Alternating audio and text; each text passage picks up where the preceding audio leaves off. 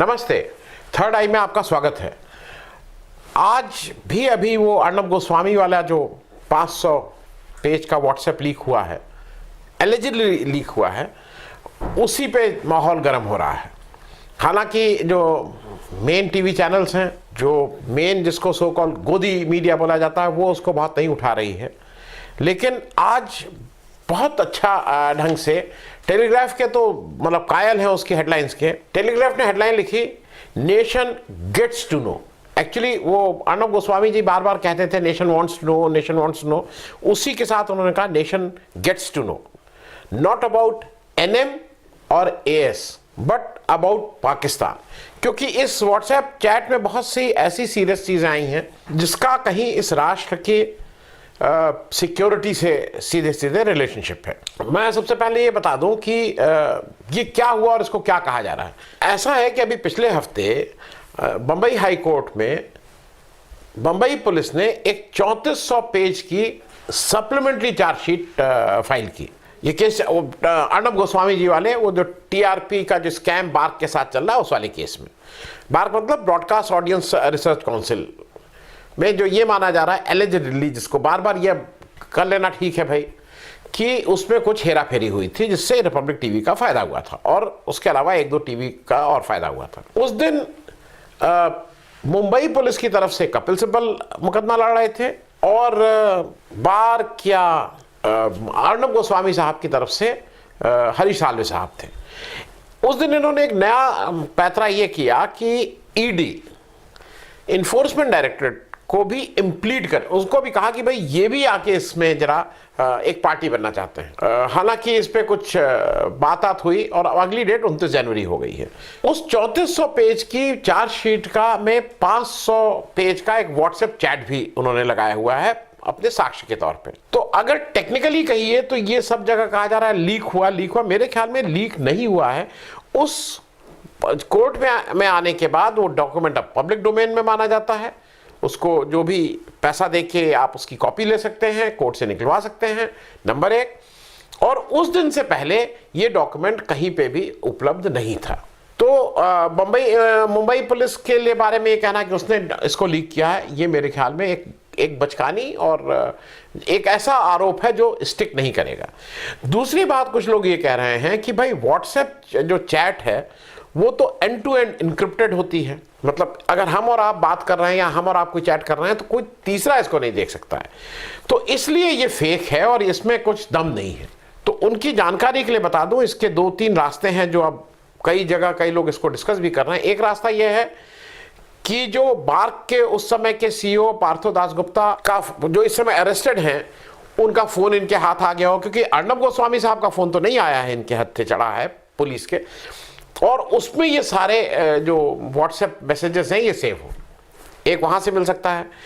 एक कुछ जानकार लोगों का कहना यह भी है कि गूगल ड्राइव या आईक्लाउड में अगर आप अपने बैकअप रखते हैं तो वहां से भी अगर कोई इसको जानता है, इसका सॉफ्टवेयर समझता है या जो उसका जानकार है, वहां से भी जाके क्रैक करके वहां से निकाल सकता है। तो जहां तक रही बात व्हाट्सएप टू व्हाट्सएप का इनक्रिप्टेड वो है, वो सेफ है। ये वहां से नहीं आया है, ये जहां से भी आया है बाद में पता ही लग जाएगा। दूसरी चीज, आप अगर इस पूरे घटनाक्रम को देखें तो बहुत घनिष्ठ रिलेशनशिप बिटवीन अर्नब गोस्वामी साहब और पार्थो दासगुप्ता साहब के बीच आपको नजर आती है। मतलब आपको देख के लगेगा दिन में क्या व्हाट्सएप भी करते रहते हैं दिन भर। मतलब हर छोटी छोटी चीज, कितने व्हाट्सएप एक्सचेंज हो रहे हैं। तो इन दोनों के बीच में बहुत घनिष्ठता है और उस घनिष्ठता के 2-3 कारण हैं। क्योंकि उसी में कहीं ये भी है, वो व्हाट्सएप भी है, सब जगह है। जब पार्थो दासगुप्ता को Arnab Goswami is thanking him कि भाई मैं तो एनडीटीवी में लैंग्वेज कर रहा, अब लैंग्वेज का हिंदी सड़ता रहना नहीं, मतलब वही मैं पढ़ा रहता, वही मैं अपना नौकरी कर रहा होता अगर आप मुझसे नहीं मिले होते। And he is thanking Partho Dasgupta for that. उसके बाद इन लोगों की रिलेशनशिप क्या है ये भी समझ लीजिए। पार्थो दासगुप्ता के वो व्हाट्सएप भी हैं जहां पे वो अर्नब गोस्वामी साहब से अपनी पैरवी करवा रहे हैं कि मुझे पीएमओ में मीडिया एडवाइजर के काम के लिए मेरी पैरवी आप कर दीजिए। और तीसरा एक वो भी है जहां पे अर्नब गोस्वामी साहब ने पार्थो दासगुप्ता साहब की एक स्पीच राइट की है, मतलब लिखी है, जो हूबहू जाके उन्होंने किसी इवेंट में उसको पढ़ा है। तो इन लोगों के बीच के रिलेशनशिप बहुत ही क्लोज थी, इसमें कहीं कोई दो राय नहीं है। अब एक बात यह है कि ये व्हाट्सएप रियल है कि फेक है, इस पे भी कार्रवाई, इसमें भी वो हो सकती है। दो चीजें बहुत स्पष्ट हैं, अगर ये कहीं से भी थोड़ी सी भी फेक होती या कुछ भी होते तो अर्णब गोस्वामी साहब का रिएक्शन जो अभी तक जो उनका रिएक्शन रहा है, जिस ढंग से वो अपनी पत्रकारिता करते हैं, आप भी सोच सकते हैं इसमें क्या हुआ होता। अगर ये कहीं से फेक होती तो अभी तक कितने लोग गिरफ्तार हो गए हैं, ये आपको भी समझ में आना चाहिए था। तो पहला क्राइटेरिया ये कि ये इसमें कोई रिएक्शन इस तरह का नहीं आया है कि ये फेक है या गलत है, कुछ नहीं कहा गया है। इसके बारे में ये मान के चला जाए कि ये मतलब ये जो एलिजिडली बार बार कहा जा रहा है, ये शायद ठीक ही है। दूसरा यह है कि जो टाइमलाइन, जहां जहां जो इवेंट होता है उस इवेंट से वो मैच करते हैं, तो इसलिए on the face of it ये लगता है कि ये रियल है। अब इसका जो सबसे खतरनाक और सबसे मुश्किल वाला जो एस्पेक्ट है, शिवसेना के संजय राउत ने अपनी प्रेस कॉन्फ्रेंस करके उठाया है, उसको शायद कांग्रेस ने भी कहीं छुआ है और बहुत से लोगों ने उस बात को कहा है।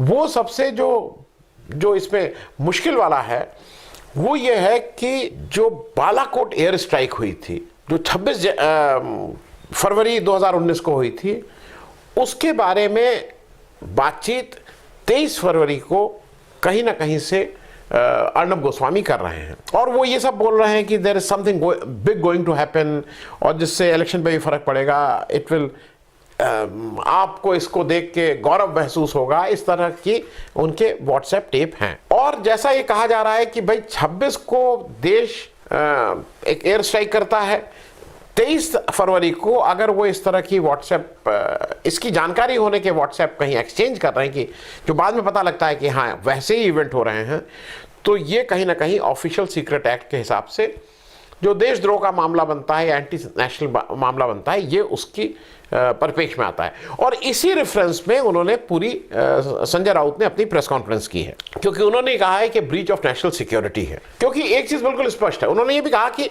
अगर ये किसी जवान के पास से इसके आसपास की भी सूचना हो जाती है तो उसको कोर्ट मार्शल हो जाता है, इसमें कहीं कोई दो राय नहीं है। अगर ये आपको याद के लिए दिला दूं, एक राजीव शर्मा नाम के एक पत्रकार थे, उन्होंने कुछ इस तरह के आर्टिकल लिखे थे चाइना वाले केस में, उनको सिलेक्शन का चार्ज लगा के, मालूम नहीं अभी छूटे कि नहीं छूटे, शायद छूट गए हैं, लेकिन वो जेल में बंद हो गए थे। तो इसमें इनके साथ इस तरह का कुछ नहीं है। दूसरा, इसमें डिफेंस मिनिस्टर या होम मिनिस्टर की तरफ से मतलब शिवसेना का कहना है कि उनकी तरफ से कोई क्लैरिफिकेशन जरूर आ जाना चाहिए, क्योंकि ये देश की सुरक्षा का मामला है। तीसरा, ये भी उन्होंने मतलब मेरे हिसाब से कहा कि मुंबई पुलिस ने एक बेहतरीन का इन्वेस्टिगेशन किया है। और मैं इसमें सिर्फ एक चीज और जोड़ूंगा कि आप ये जरा सोचिए कि अगर ये सरकार आज की तारीख में बीजेपी और शिवसेना की होती तो क्या ये चार्जशीट जो 3400 पेज की है, ये कहीं कोर्ट में आती? इसका आंसर आप ही लोग दीजिएगा, क्योंकि बाकी कुछ कहना ठीक नहीं है। लेकिन शायद नियति, नेचर, जो ये सब है, निज़ाम, ये अपने आप ऐसा माहौल बनाता है कि अगर जहां किसी ने कोई गलती की है तो उसको उस गलती की सजा कैसे मिले, ये नेचर डिसाइड करता है। क्योंकि आज अगर उनकी सरकार होती तो इसका क्या, इस सब जानकारी का क्या होता मालूम नहीं। फिर एक जो चीज मुझे मतलब जो आज टेलीग्राफ ने भी जिसको छापा है और मुझे भी जरा थोड़ा उससे कष्ट हुआ, देखिए अरुण जेटली साहब थ्रू एंड थ्रू एक नेता थे, उनकी जो विचारधारा है मैं उससे सहमत नहीं हूं, लेकिन उनकी नेतागिरी और उनकी जो भी राजनीति थी, दोस्तों के दोस्त थे, मतलब क्रिकेट से लेके अच्छे वकील थे, मैं उन सबका भी कायल हूं। उनकी विचारधारा से मैं सहमत नहीं हूं, ये मैं पब्लिक फोरम पे कह रहा हूं। एक ऐसा व्यक्ति जो सबसे इंस्ट्रूमेंटल था नरेंद्र मोदी साहब को प्राइम मिनिस्टर बनाने में, एक समय में जब ये रेस चल रही थी, अब ये प्राइम मिनिस्टर बने नहीं थे, उनके बारे में इन लोगों ने क्या क्या कहा है और इसका किस तरह से रेफरेंस हुआ है, वो जब सुनते हैं तो आपको केवल दुख होगा। उसके बारे में आज टेलीग्राफ ने कुछ छापा है। उसमें जो ये दासगुप्ता साहब हैं बार्क वाले, ये लिख रहे हैं NM/AS। अब NMAS कौन है ये आप सब लोग जानते हैं। Should first rejig finance ministry in the second term. और ये 10 अप्रैल 2019 में लिख रहे हैं, जब दूसरी बार चुनाव, मतलब सेकंड टाइम चुनाव हो रहा है। फिर कह रहे हैं द इकोनॉमी इज स्क्रूड। ये स्क्रूड वर्ड अंग्रेजी में यूज कर सकते हैं, हिंदी में हम लोग ये शब्द का हिंदी अर्थ नहीं बोल सकते हैं। तीसरा, no matter what we will tell outside, मतलब हम बाहर कुछ भी कहें, इकोनॉमी की बुरी हालत हो गई है। फिर दासगुप्ता साहब कहते हैं उसी 10 अप्रैल 2019 में, Jaitley is their biggest failure. Arnab Goswami साहब कहते हैं आई अग्री टोटली। ये यहीं पे नहीं रुकते हैं, इनका जरा ढंग सोच लीजिए। 19 अगस्त 2019 को जब अरुण जेटली जीवन और मृत्यु से संघर्ष कर रहे थे, मोर और लेस, मतलब उनके अंतिम दिन थे, तब इनका एक व्हाट्सएप है जो मतलब ये था कि अब तब उनकी मृत्यु कभी भी हो सकती है। तो अर्णब गोस्वामी साहब लिखते हैं जेटली इज स्ट्रेचिंग इट, मतलब उनको स्ट्रेचिंग इट मतलब वो उनके प्राण नहीं निकल रहे हैं। और फिर उनको थोड़ा मलाल भी रहता है, वो कहते हैं कि एक मीटिंग मेरी डिले हो गई है इसकी वजह से। ये मानसिक स्थिति और इस तरह के स्टेट ऑफ माइंड के अर्णब गोस्वामी साहब हैं। फिर उन्होंने ये तो कई बार कहा है, वो आप जब व्हाट्सएप पूरा देखेंगे कि all ministers are with us, और फिर वो कहते हैं कि वो ये भी कहते हैं जब उनको दासगुप्ता साहब कहते हैं कि भाई आप के अगेंस्ट कोई कंप्लेन आई है रिपब्लिक टीवी के अगेंस्ट, तो वो कहते हैं कि वो राठौर को आई हैव टोल्ड मी। अब वो राठौर कौन है ये सबको बहुत क्लियर है कि उस समय कौन मंत्री थे उसके। एक जो और खतरनाक बात है, जो मेरे हिसाब से बहुत खतरनाक है, वो 3 अगस्त 2019 को वो फिर अपने व्हाट्सएप में साफ साफ कहते हैं कि उन्होंने जम्मू कश्मीर में अपने 50 क्रू मेंबर मतलब उनके जो टीवी से रिलेटेड जो उनके रिपोर्टर और उसके टेक्निकल वो कैमरामैन जो भी थे, 50 लोग इन्होंने जम्मू कश्मीर में ऑलरेडी भेज दिए हैं। 4 अगस्त 2019 में जम्मू कश्मीर में धारा 370 हटाई जाती है। हमारे अर्णब गोस्वामी साहब 3 अगस्त को ही उसकी तैयारी में पहले से, तो इसका मतलब उनके पास ये पहले से जानकारी थी। और 3 अगस्त 2019 को वो राष्ट्रीय जो सुरक्षा सलाहकार हैं अजीत डोवाल साहब, उनसे भी मिले थे। इसका जो एक सबसे खराब पक्ष, मतलब सबसे खराब पक्ष मैं इसलिए कह रहा हूं कि ये नेता लोग ये करें, पॉलिटिकल पार्टी करें, करना उनको भी नहीं चाहिए, तो समझ में आता है। आपकी याद के लिए बता दूं, 14 फरवरी 2019 को पुलवामा का वो टेरर अटैक हुआ था जिसमें हमारे 40 जवान शहीद हुए थे। उसके बाद जरा इनकी हालत देख लीजिए। इन्होंने व्हाट्सएप पे, जो यही सब व्हाट्सएप आ गए हैं उसमें पब्लिक डोमेन में है, उन्होंने व्हाट्सएप किया this attack we have won like crazy, और हम 20 मिनट आगे थे, मतलब दूसरे चैनल से ये 20 मिनट आगे थे। और ये राउंड, मतलब there is a sense of elation, there is a sense of jubilation, there is a sense of, मतलब ये खुशी की बात उनको लग रही थी। 40 आदमी मरे थे और उनको मतलब वही है कि वो ढूंढ रहे थे, he was looking for some अफसर इन आपदा। क्या आप ये बताइए, ये किसी भी टीवी चैनल के लिए जो एक त्रासदी हो देश के लिए, उसमें अगर वो आगे निकल गया हो तो क्या उसकी जीत थी? We have won like crazy, तो he has won like crazy. बाकी मैं बहुत सी चीज़ें इसको आप तक छोड़ रहा हूँ क्योंकि अभी तो ये मामला और लंबा खींचेगा। इन्होंने अपने मीडिया के बहुत से लोगों के बारे में क्या कहा है वो आप व्हाट्सएप में, चाहे वो रजत शर्मा हो, रजत शर्मा के बारे में बता दूं, रजत शर्मा सार्वजनिक रूप से पता था विद्यार्थी परिषद के साथ थे, अरुण जेटली के बड़े दोस्त थे और पिछले 30 साल से भी ज़्यादा से वो टीवी के एक चेहरे हैं। उनकी एक विचारधारा, एक ढंग है, लेकिन उनके बारे में बहुत डेरोगेटरी बात करना, नाविका कुमार के बारे में, राजदीप के बारे, असल देसाई के बारे में, टाइम्स ऑफ इंडिया के शिव शंकर के बारे में, नेटवर्क 18 कैसे आगे आ गया उसके बारे में, सागर का, ये सब के बारे में इनके हिसाब से ये सब लोग किसी काम लायक पत्रकार नहीं है और सबसे अच्छे एक ही पत्रकार हैं, वो जो हमारे ये हैं। इन्होंने एक काम और किया था जिसमें ये इंस्ट्रूमेंटल थे।